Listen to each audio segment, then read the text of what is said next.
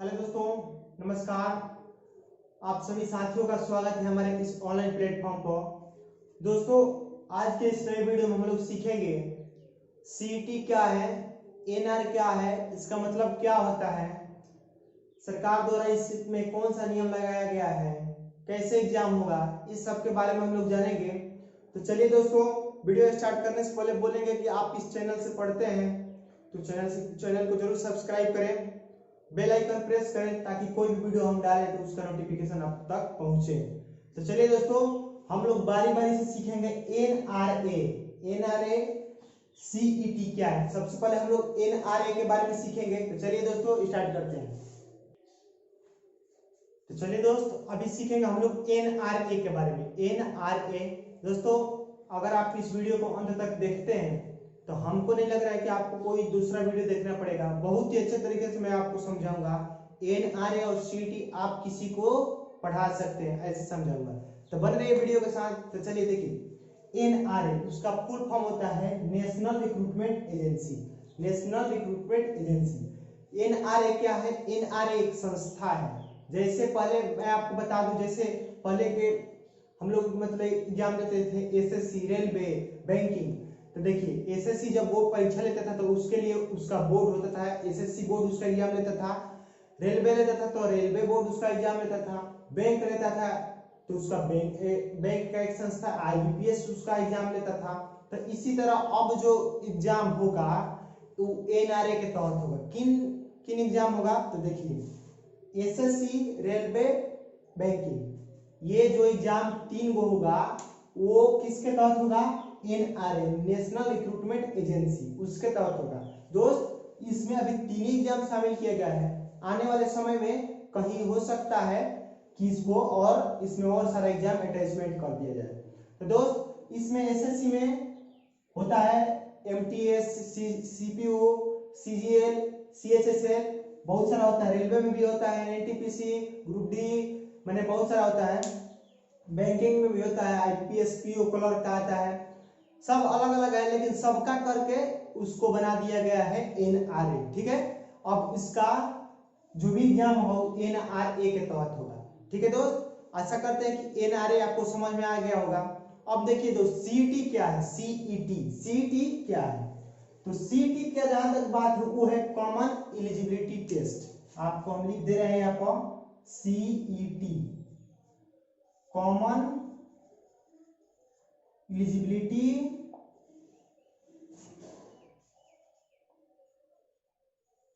Test. थोड़ा सा नीचे हो जाने का अच्छा नहीं लिखा है, चलिए कोई बात नहीं। इसका सीईटी, कॉमन एलिजिबिलिटी टेस्ट, इसका मतलब यही होता है दोस्त। ये क्या है?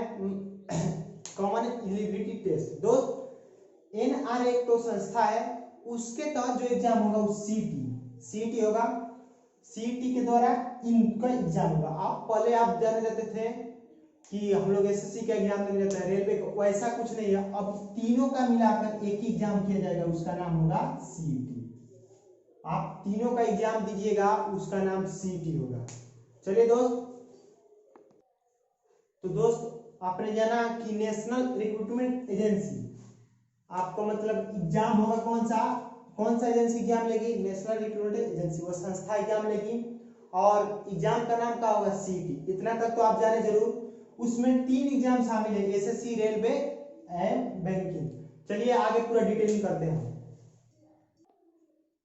दोस्त। चलिए मैं आपको जानकारी के लिए बता दूं कि दोस्त देखिए, आपका जो भी डाउट है इसमें क्लियर हो जाएगा। चलिए दोस्त, मैं बता दूं आपको कि ये लागू कब से होगा। ये लागू 2021 से होगा और किन किन एग्जामों में होगा? एसएससी, बैंक, रेलवे, तीन में मतलब तीन परीक्षाओं में इसका लागू होगा नियम। तो एसएससी में जैसे एमटीएस, सीपीयू और सीजीएल, इस तरह का फॉर्म आता है। तो देखिए दोस्त, मैं आपको बता दे रहा हूँ, ये तीनों के लिए एग्जाम होगा। एग्जाम ट्विस इन ईयर, साल में 2 बार होगा। 6 माह का आपका एग्जाम होगा। और क्वेश्चन होगा ऑब्जेक्टिव टाइप और ऑनलाइन होगा। और स्कोर कट ऑफ के हिसाब से मिलेगा। ये कट ऑफ क्या है मैं आपको बता रहा हूँ। चांस मतलब अनफिनिट, मतलब अनंत बार आपको चांस मिलेगा इसमें। ठीक है, अनडिफाइंड है, मतलब बहुत ही बार लिख सकते हैं आप। बहुत ही बार मतलब बहुत जब एग्जाम होगा, जब तक आप एज है आप इसको देख सकते हैं। दोस्त कहने का मतलब ये है कि जैसे मान लीजिए एसएससी बैंक रेलवे ये हो रहा है, तो एसएससी में आपका होता है, एसएससी में उसमें बहुत सारा होता है, इसमें आता है एमटीएस, सीपीओ, सीजीएल, सीएचएसएल, बहुत सारा फॉर्म आता है इसमें। दोस्त तो आपको मैं बता दूं जो सीईटी का एग्जाम होगा, अब पहले जैसा नहीं है कि आप तैयारी कर रहे हैं रेलवे का आप डाल सकते हैं फॉर्म एसएससी का, ऐसा नहीं।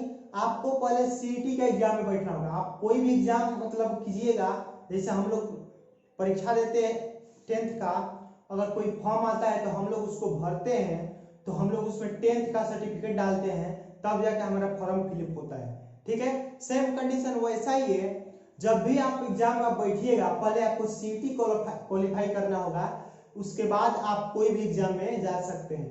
कहने का मतलब ये है कि सीईटी निकालेगा 6 माह, प्रत्येक 6 माह पर आपका एक सीईटी का एग्जाम होगा, और उसमें एग्जाम होगा 10th बेसिस सीईटी, फिर 12 और फिर ग्रेजुएशन बेसिस, मतलब आपका सीईटी का एग्जाम होगा। ठीक है, ग्रेजुएशन बेस मतलब सीईटी का एग्जाम होगा 10, 12 ग्रेजुएशन। कहने का मतलब ये है दोस्त कि ये साल में 2 बार होगा ये तीनों का। अगर मान लीजिए आपको एमटीएस का फॉर्म भरना है, एसएससी एमटीएस जो 10 को होता है, आपको पता होगा जो 10 क्लास पर आता है, तो आप 10 क्लास पर सिर्फ नहीं भर सकते, उसके लिए सीईटी का एग्जाम देना पड़ेगा आपको 10 लेवल पर। ठीक है, 10 लेवल का सीईटी का एग्जाम देना होता है, और उसमें स्कोर मान लीजिए कहीं सीईटी का पेपर 200 नंबर का आया। ठीक है, 200, आप अच्छे से पढ़िए सुनिएगा, मैं आपको इंपॉर्टेंट बात बता रहा हूँ। मान लीजिए सीईटी का पेपर 200 नंबर का है, तो उसमें आपने कटअप किए 160 अंक आपको मिला उसमें, मान लीजिए 160 अंक, तो जब ये एमटीएस का फॉर्म निकालेगा तो उसमें डालेगा कि सीईटी का मतलब मान लीजिए इसमें अगर एमटीएस अगर फॉर्म निकालेगा तो उसमें वो मतलब बोलेगा कि 150 से लेकर 200 के बीच जितना भी सीईटी कटअप पास है, 150 से 200 के बीच जितना सीईटी कैंडिडेट है उतना को हम एलिजिबल कर रहे हैं इसमें, मतलब उतना ही उसमें जा सकता है। ठीक है, तो आप तो 160 अंक से हैं, तो 150 से जब वो ले जाएगा उसमें, तो आप उसमें एलिजिबल हैं, तब आप उस फॉर्म को फिल कर सकते हैं, नहीं तो बाकी लोग का वहां से हटा देगा। दूसरी बात, अगर फिर रेलवे में कोई सा भर्ती है रेलवे में, वो भी 10 क्लास पर, तो 10 वाला सीईटी आप दिए हैं, 10 वाला जब सीईटी आप दिए हैं तो आपका भी उसमें वो भी अपना कटअप एक निकालेगा, नोटिफिकेशन के तहत वो अपना कटअप निकालेगा कि हम 1 से 70 से 200 मतलब 200 अंक जितना भी बच्चा प्राप्त किया है वही बच्चे कम लेंगे।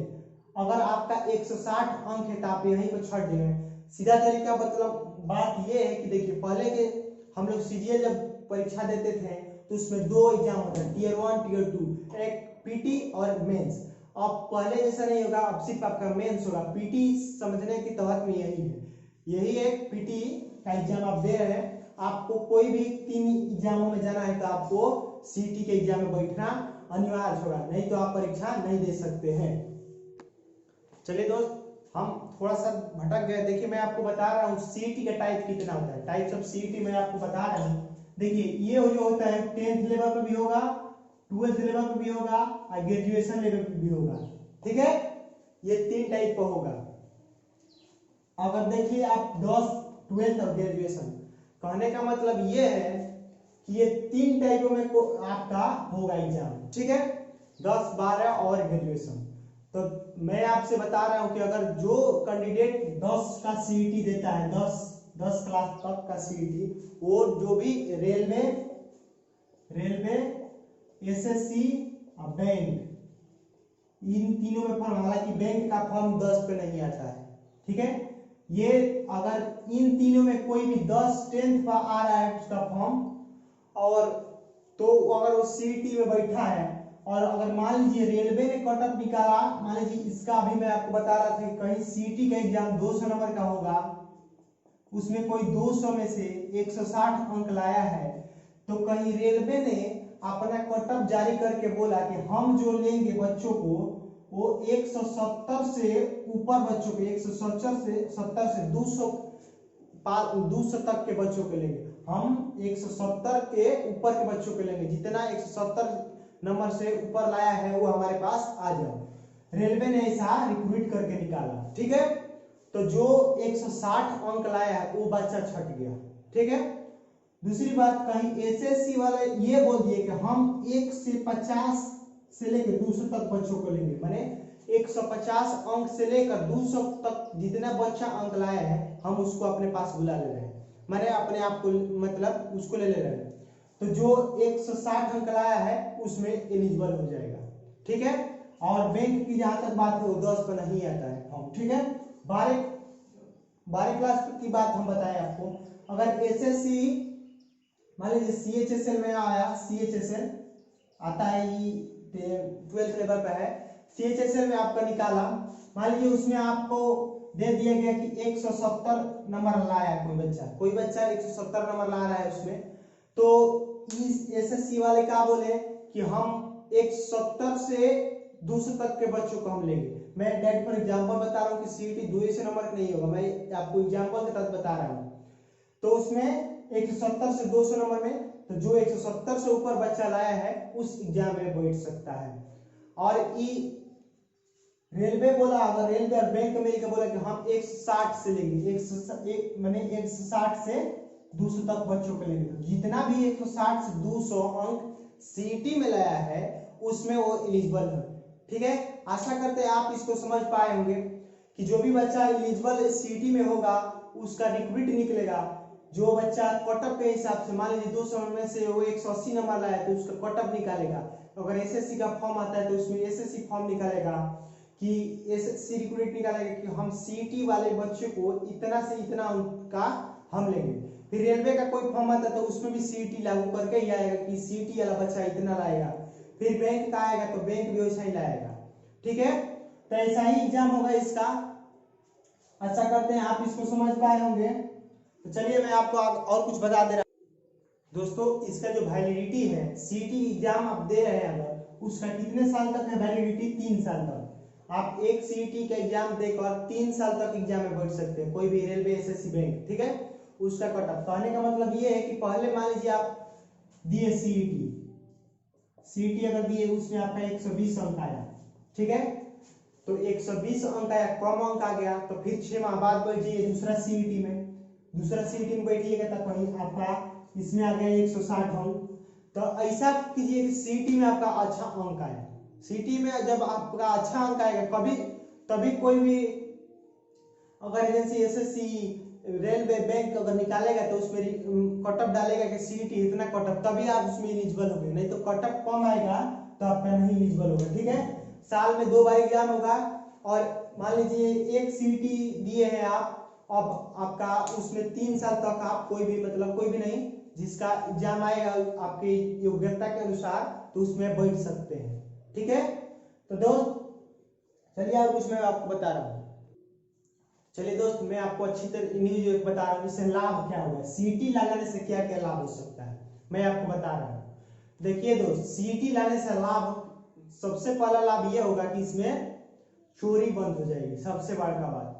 क्योंकि बिहार में यार क्या बताएं हम, कहीं भी अगर बिहार का एग्जाम, हम बिहार से बिलोंग करते हैं, आप जानते ही होंगे, बिहार का एग्जाम मैं बता रहा हूँ, बिहार में एसएससी, बिहार पुलिस अभी हुआ है, बिहार पुलिस एसएससी हुआ है, कभी ऐसा नहीं है कि जो उसमें लीक ना हो।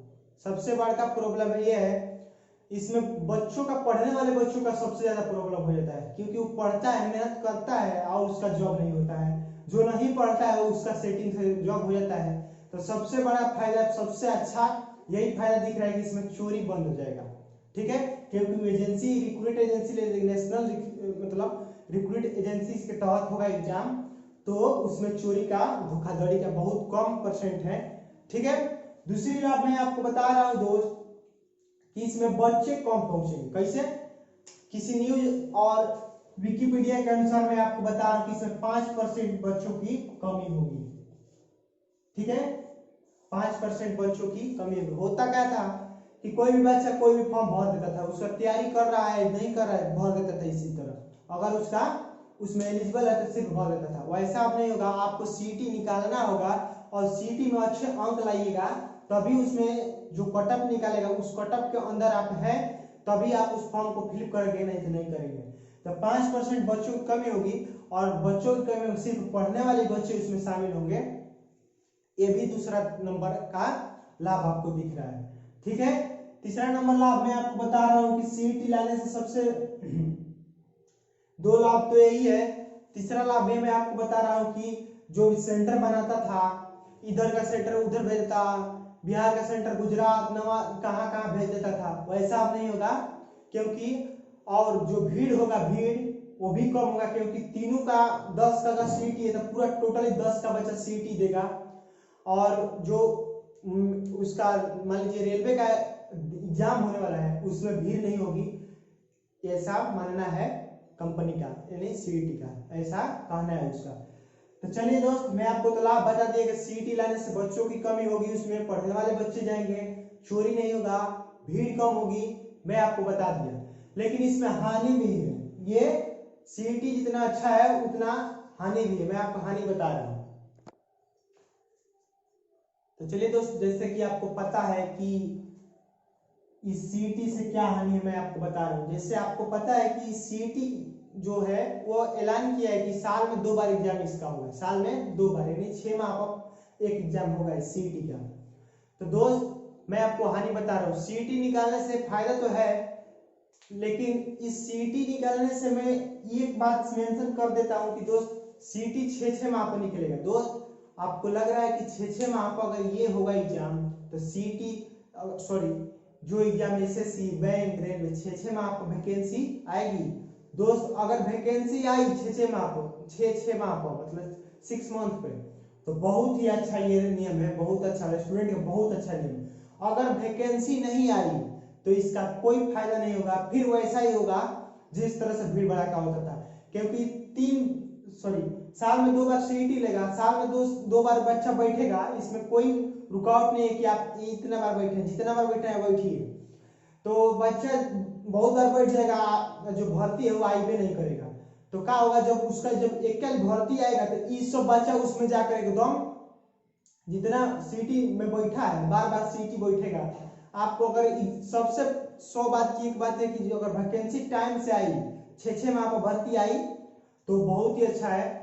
अगर भर्ती टाइम से नहीं आई कि 2 साल 4 साल 2 साल 5 साल में भर्ती आई तो आप सीईटी लेकर क्या करेंगे, सिर्फ सीईटी का एग्जाम निकाल कर क्या कीजिएगा। कहने का मतलब ये है कि आप अस्पताल बना रहे हैं 6 माह को, बहुत से अस्पताल 10 अस्पताल बना रहे हैं 6 माह में, अस्पताल पर अस्पताल बना रहे हैं 6 माह पे, आप उसमें डॉक्टर ला ही नहीं रहे हैं। तो बताइए सीईटी लाने से कोनो फायदा है? कोई फायदा नहीं होगा। जब फायदा कब होगा, जब वैकेंसी टाइम से आएगी तब इसका संपूर्ण फायदा मिलेगा स्टूडेंट्स को, और पढ़ने वाले स्टूडेंट इसमें ही शामिल होंगे, पढ़ने वाले स्टूडेंट को मतलब बहुत इजाफा होगा। तो यही हानि है कि आपको अगर भर्ती टाइम से नहीं लाइएगा तो इस सीईटी से कोई फायदा नहीं, भीड़ वैसा ही होगा जैसे पहले होता था। क्योंकि साल में 2 बार आप सीईटी का एग्जाम कराइएगा, अब बच्चा उसमें बैठेगा और बढ़िया रैंक करेगा उसमें, और जब भर्ती आप नहीं लाइएगा तो इसका कोई फायदा। जब भर्ती 2 साल पाएगी तो सब सीईटी वाला बच्चा भरेगा उसमें, सब रेलवे वगैरह वाला 10 12 ग्रेजुएशन लेवल पर जो भी सीईटी निकालिएगा तीनों में बैठेगा वो। अब कोई कोई तो तीनों निकालेगा, तो तीनों जो फॉर्म आएगा आपका तीनों भरेगा, तो फिर वैसा ही भीड़ होगा। तो हानि यही है कि आप सीईटी में अगर टाइम से भर्ती नहीं आई तो कोई फायदा नहीं है, अगर टाइम से भर्ती आई तो बहुत ही अच्छा बात है। तो चलिए दोस्तों, आशा करते हैं कि आपको सीईटी और एनआरए के बारे में बहुत ही अच्छी तरीके से जानकारी हो गई होगी, और आशा करते हैं कि इसमें बहुत सारे बच्चों को ये पहले से ही पता होगा, क्योंकि ये आज कम से कम 4-5 दिन पहले का न्यूज है। मैं सोचा कि एक वीडियो इसमें बना दूं, तो आशा करते हैं इसमें बहुत सारे बच्चे जानते होंगे, और जो बच्चे नहीं जानते उसके लिए मैं अपने भाषा में खुद से अपने से बनाया है, इसको देख लीजिए, बहुत ही आसान है।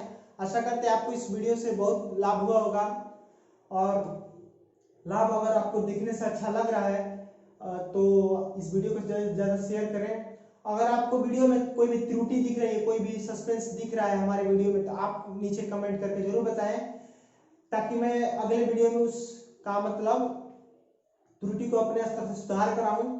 तो चलिए दोस्तों, आज के लिए इतना ही। खुश रहिए, मस्त रहिए और घर पर रहिए। माँ बाप की सेवा जरूर करें। थैंक यू, गुड बाय, मिलते हैं अगले वीडियो में। Thank you.